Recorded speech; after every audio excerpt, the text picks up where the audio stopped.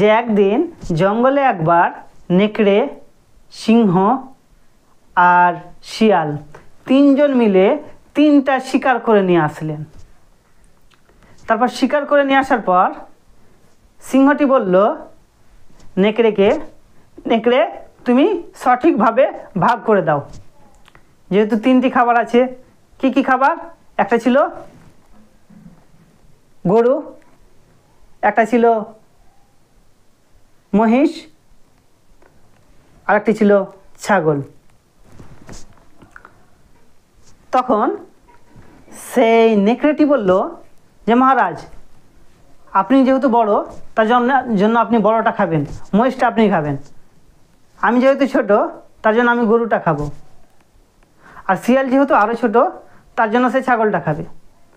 তখন সিংহটি রাগ করলো এমন করে যে একবারে দিল ছিটকে, একবারে তার গলাটা ছুটে, মাথাটা ছুটে 10 হাত দূরে পড়ল।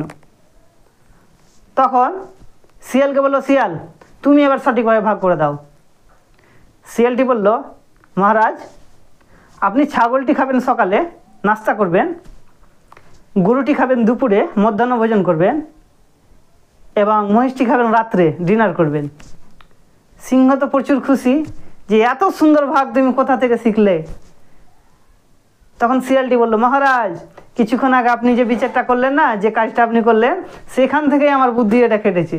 শিয়াল তো অতিরিক্ত চালাক, তার জন্য তিনি এই কথাটা বললেন। এবং সিংহ এতে অনেক খুশি হলো যে 3টেই খাবার আমার, সকালের নাস্তা এবং মধ্যাহ্ন ভোজন এবং রাত্রের ডিনার, 3টেই হচ্ছে আমার।